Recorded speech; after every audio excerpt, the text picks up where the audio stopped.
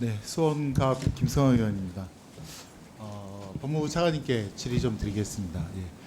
갑자기 이제 부산저축은행 사건이 다시 국민들의 관심사로 떠오르게 되어서 요건에 대해서 민주당에서 한번 그 검토를 했던 내용들을 한번 살펴보았는데, 이거는 제가 아무리 봐도 지금 현재 대통령께서 그 수사단의 과장으로 계실 때, 그러니까 실질적인 최고 책임자셨을 때 담당했던 수사인데, 이건 파면 팔수록 대통령께도 불리한 내용들이 많이 있기 때문에 결코 뭐 좋은 일은 아닐 것 같다. 또 의혹이 다시 한번 국민들께 한번 알려져야 된다라는 생각으로 좀 질의를 드리겠습니다. 그 지금 부산저축은행은 뭐 잘 아시겠지만 피해자만 3만 8천여 명이고, 당시에 그 대학 총장이라든가 금감원 직원이라든가 수사 과정에서 극단적인 선택도 하셨고, 또 물론 그 저축 원금을 못 찾은 피해자분들도 많은 극단적인 선택을 하신 사례가 많습니다. 무엇보다도 이제 그 피해 금액을 회수하려고 그 캄보디아 투자권까지 그 피해자분들이 그 단체를 조직해서 그 피해금을 환수하려고 했는데, 여러 가지 그 법적인 한계라든가 또 사실관계가 제대로 규명되지 못했다라든가, 혹은 그 불법 수익이 환수되지 못해서 피해자에게 제대로 피해가 회복되지 않는 그런 아쉬운 측면들도 많습니다. 그 차관님, 이 그 부산저축은행 PF건 중에서 대장동 관련된 PF건이 규모상으로는 두 번째인 거는 알고 계시죠? 네, 그 정도인 것을 알고 있습니다. 네, 그리고 지금 이제 부산저축은행 이 수사단이 꾸려졌을 때 이 두 번째인 이 부산저축은행 대장동 건만 빼놓고 나머지 건에 대해서는 철저하게 수사가 진행되었다는 것도 알고 계십니까? 제가 그 부분의 수사에 대해서는 정확하게 그 아는 바가 네, 없어서. 그러면 제가 좀 알려드릴게요. 지금 당시 2011년 11월에 대검찰청 중수부에서 부산저축은행 비리 사건 수사 결과를 공표하면, 그러니까 그 결과를 갖다가 국민들께 알려드리면서 구속 기소 76명, 불구속 기소 95명, 합계 이제 171명을 적발했고 기소했다라는 내용이고요. 그 중에는 정말 그 소액 아니면 적은 금액의 그 알선 수수료를 받은 직원도 다 포함돼서 재판을 받았습니다. 근데 이제 국민들께서 의혹 갖는 거는 왜 PF 대출 규모 2위였고 또 관련된 수사가 진행된 것으로 보였는데 왜 대장동 건만은 기소가 되지 않았느냐, 2011년도에 그에 대한 의혹을 갖고 있습니다. 그 의혹에 대해서 첫 번째로 차근차근 말씀을 드리도록 하겠습니다.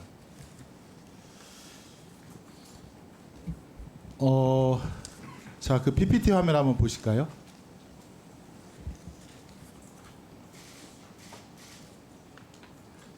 예, 지금 이 대장동 사건 수사가 2011년도를 전후해서 진행이 됐는데, 이미 예금보호공사와 또 삼정회계법인 등이 이 부산저축은행에 대한 회계를 분석을 했고, 여기 보시면 차주명 왼쪽에 대장동 PFV, C7, 나인하우스, 세움, 이솔트 등 대장동 및 조우영 관련 그 불법 대출, 쪼개기 대출과 관련된 이런 회사들이 있다라고 하는 보고서가 있었습니다.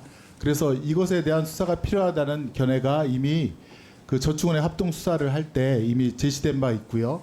근데 이에 대해서 윤석열 대통령께서는 후보 시절 대장동 이 대출은 SPC 대출이 아니기 때문에 수사 대상에서 제외됐다라고 하는데, 당시에는 SPC 그 업체들이 이렇게 많이 금감원 그렇죠. 그다음에 삼정회계법이라든가 예보에서 적시가 됐다는 그런 자료들이 있습니다. 다음이요. 자, 당시 이제 조우영 씨의 그 진술을 보면, 나중에 이제 2015년도에 제대로 수사할 때 진술을 보면, 부산저축은행에 대출을 할 때 대출 알선 수수료 100억 원을 갖다가 부산저축은행 임원들에게, 그 경영자들에게 주었다라고 하는 그런 진술이 부산저축은행 또 대장동 대출 관련자들에 의해서 나오고, 그다음에 그 대출은 그런 아까 SPC 기업 등 차명 회사들에 의해서 건네졌다라는 것이 그 수사에 나옵니다. 여기 오른쪽 위에 보시면 불법 대출 커미션이 있었다라고 하는 진술이 다수 있었고, 그중에 대표적으로 재무 담당 신모 씨의 진술서도 있다는 것을 말씀을 드립니다. 지금 전체 부실 대출 120건 중에서 부동산 PFR 대출이 19건인데 조우영과 대장동 관련 대출이 5건이나 포함되어 있었습니다. 그렇기 때문에 이거는 그 수사 담당자로서, 그 최고 실무 책임자로서 모를 수가 없는 부분인데, 이 부분이 수사 안 된 것에 대한 지금 의혹을 제기하고 있는 겁니다. 다음 자료 한번 보실까요? 예, 그럼 2011년도 수사 당시에 조우영 씨라든가 이런 데 대한 수사가 전혀 없었는가? 이 부분에 대해서는 이런 인터뷰가 있습니다. 조우영 씨가 경향신문과 10월 25일 인터뷰 때 2011년 당시 자신과 가족 등에 대한 계좌 압수수색이 진행되었다. 그래서 당시 다수의 계좌 추적 통지서가 본인에게 날아들었다라고 하는 그런 진술이 있고요. 그다음에 당시 중수부에서 부산저축은행 사건을 담당했던 검사가 주인 검사, 지금 윤석열 지금 현 대통령입니다. 주인 검사가 과장이니까 보통 평검사인 연구관들이 과장 이름으로 영장을 만들고 과장과 영장 청구 여부를 논의했다라는 진술도 나옵니다. 이에 비춰봐서 조우영 조사할 때 담당 실무검사인 박길배 검사라고 하는데요.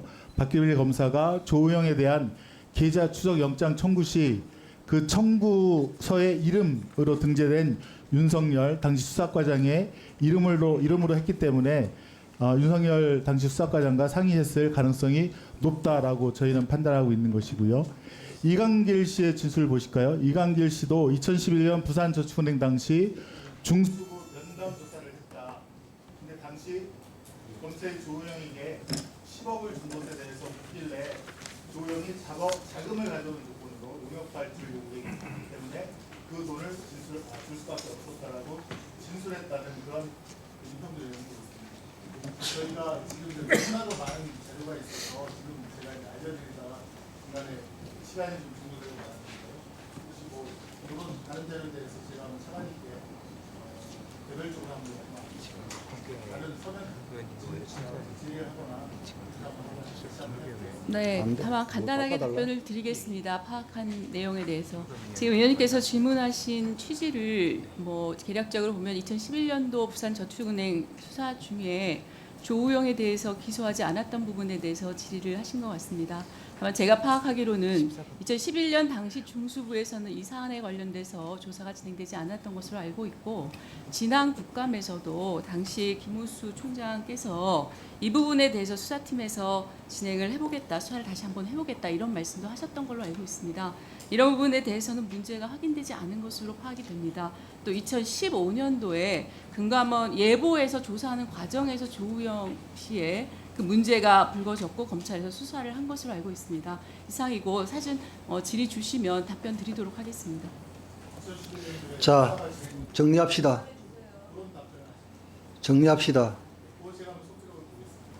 2015년도에 예보에서 수사가 진행되어서 조우영에 대한 수사가 진행된 것으로 알고 있다고 말씀드렸습니다. 조수진 의원님 뭡니까? 네, 하십시오. 네, 자료 제출 요구하십시오.